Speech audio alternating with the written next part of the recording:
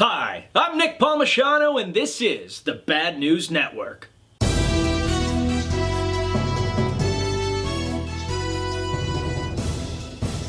The Senate found a spine on Thursday and voted 59 to 41 to remove President Trump's emergency declaration. The president immediately tweeted, "Veto, veto, veto." It is unclear at this time whether the president knows that merely tweeting the word veto doesn't actually veto a bill, or whether he was just trying to order 3 sandwiches from Jimmy John's. Should the president opt to veto this action in real life and not just the Twitterverse, it would take 8 more Republicans coming over to the other side to override the veto. The chances of that are about 1 in a million. So you're telling me there's a chance? Yeah! A recent Brandeis study showed how unconventional hipsters will eventually start conforming into a group of nonconformists and eventually end up looking very similar. An offended hipster immediately reached out to the MIT technology research publication and let them know that he was going to sue them. Why, you ask? He alleged that the publication doctored a photo of him without his consent. He also stated that the article was stupid, but he did so in a really pretentious way while sipping an IPA and stroking his really pretentious beard. The universe came through, however, when it turned out that the photo wasn't actually of him, and that he couldn't tell the difference between the dude in the photo and himself, which ironically proved exactly what the article was espousing in the first place. You can't write this stuff. We can. We did. Now you're saying it. Your beard is stupid. You're stupid. A Georgia high school teacher named Donalyn Andrews won $10,000 when she read the fine print of a travel insurance policy that said the first to email them would win the prize. The agency did this as an awareness campaign to show that people don't read the fine print of what they're signing. Many companies have added slapstick, unenforceable clauses like the right to your eternal soul or the right to your firstborn child, but many companies like Facebook just use it to steal your information without your real consent. Always read the fine print, people.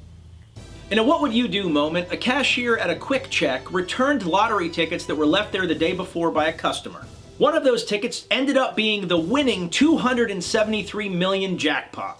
The winner, a local man named Mike Wierski, was stunned when he found out that he in fact had the winning ticket. He plans on going on vacation and starting his own business after many months of being unemployed. The cashier, upon hearing that the ticket he returned was the winning ticket, had this to say: "F*** nuggets!" The Army just announced that lieutenants will soon be added to basic training companies. The intent of the move is to give lieutenants real-world experience before arriving at their first unit, while simultaneously exposing privates to lieutenants. We cut now to live footage of this first basic training class.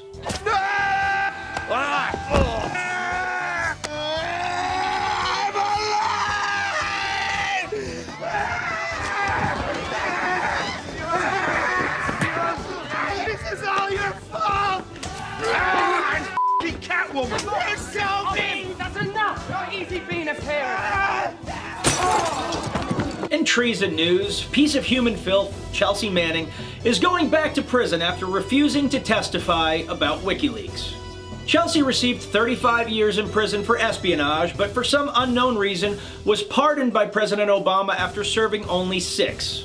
She now faces 18 months in prison should she choose to not change her mind. She threatened to flee to Canada, but Canada made it clear that she also committed treason against the Canadian people, and should she attempt to do so, she would end up in a Canadian prison. Can you imagine sucking so bad that you can't flee to Canada? That's like the fleeing capital of the world. Where else do you flee? Anyway, she went on to say that she doesn't understand why the United States incarcerates people because it's horrible, and the answer is pretty simple. It's because some people are bags that deserve to be incarcerated. Privatized housing companies that provide housing to military families are under fire this week for being totally worthless pieces of human excrement. An investigation into troop housing and troop family housing has shown a cornucopia of hell, including black mold, unhealthy drinking water, bad electrical wiring, and even rats. One housing area even had a creepy room full of those eggs from Alien. The housing company's solution to these problems? To ask the tenants to sign non-disclosure agreements saying they will not talk about the living conditions there. It's a bold strategy, Cotton. Let's see if it pays off for them. You might be wondering how this happens. A lot of finger pointing is going on right now, but it really stems from a combination of laziness and greed. On the laziness side, contracting officers have an easier time providing the same contract to the same companies over and over and over again, so they don't have to start from scratch.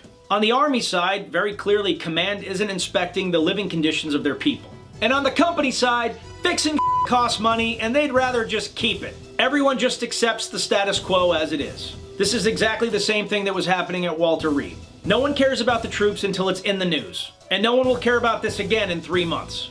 And I bet that despite all of this, some of those same freaking contractors are going to get those contracts all over again.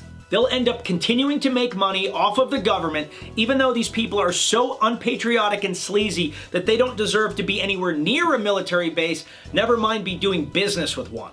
After supporting combat operations for the Marine Corps for the last 40 years, the EA-6B Prowler is about to fly its last mission. The aircraft was asked what it was going to do after it was no longer a Marine aircraft and became a former Marine aircraft, at which point everyone within earshot had to listen to the aircraft blather on for hour after hour about how there's no such thing as former Marine aircraft. Once a Marine aircraft, always a Marine aircraft. A Harrison, PA man named Clayton Lewis was arrested this week after strangling his driver when his driver refused to stop singing Christmas songs. As police were arresting him, he was heard screaming, "No one gets to sing All I Want for Christmas Is You but Mariah! No one!" This week it was unearthed that the federal government spent $4.6 million on lobster and steak in a single month, and the whole world is losing its mind about it. Right now, there are 200,000 troops deployed to 177 countries across the globe. That $4.6 million amounts to about $21.50 per person. I love it when people are up in arms about the troops not deserving a $20 meal when their worst case is they never come home again, and their best case is they're away from home for an entire year. Meanwhile, the government has spent $500,000 to examine the effects of cocaine on the sex lives of Japanese quail. Another $500,000 for the people that push the buttons on the elevators in the Capitol building. $3 million to examine how people communicate while playing World of Warcraft. $2.5 million for the shittiest Super Bowl commercial of all time by the Census Bureau a few years ago. F*** off. And let's not forget that this is taxpayer money that is buying steak and lobster from American companies, providing jobs to Americans, and oh, by the way, a third to maybe even a half of this is going right back to the government in the form of taxes anyway. In innovative news, a UK company called Jules has created a camera that attaches itself to male genitalia with the express purpose of filming intercourse up close and personal. Thus far, they've been unable to make any feature-length films. It turns out that the industry is harder than expected, and the climax came a little too early. In Animal Wars news, 3,000 chickens joined together to peck a fox to death on a French farm. Prior to the uprising, the fox was laying waste to French hens left and right before a couple of bold American and British hens showed up to lead the way. It was only then that the French hens lowered their white feathers and engaged in conflict, eventually overtaking the fox. This is funny because it's like World War II. Venezuelan President Maduro has blamed the United States for blackouts across his country, because that's what socialists do. A woman in the Wildlife World Zoo in Arizona was attacked by a jaguar this week when she climbed over the animal's enclosure to try to get a selfie with it. That's right, folks, a selfie with a jaguar. Doctors say the woman will fully recover from the gashes on her arms, legs, and face. However, it's likely that she will remain a total moron for the rest of her life. The best news to come out of the incident is that the jaguar involved in the attack is not going to be euthanized. This is good news, because no animal should be involved in some stupid Instagram follower scheme without its consent. We know the tragedy of losing a majestic animal all too well. In news that should surprise no one, but somehow surprised everyone, 40 celebrities and well-to-do individuals were indicted for bribing school officials to get their kids into average schools. Former Full House star Lori Loughlin actually photoshopped the heads of her daughters on competitive coxswains rowing in races. It worked, and her daughters gained admission despite coxswains not actually being positions that row. Falsifying her daughters as coxswains was a real dick move, and she gave the shaft to much more qualified candidates. The weird part is that all of this money was being spent to get her kids into USC, which, as the immortal Nils Parker said, is like bribing your way into DeVry.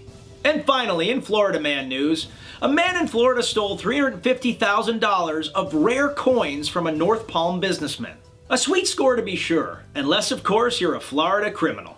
The mastermind reportedly dumped the rare coins, which were valued at over $1,000 apiece, into a supermarket Coinstar, retrieving a vast sum of $29.30 USD. The heist was short-lived as authorities caught the man with a few more coins left in his pocket. He was planning on buying a Coke from a vending machine. The owner of the coins was thankful to the police for recovering them, and then offered up his 2 cents to the criminal.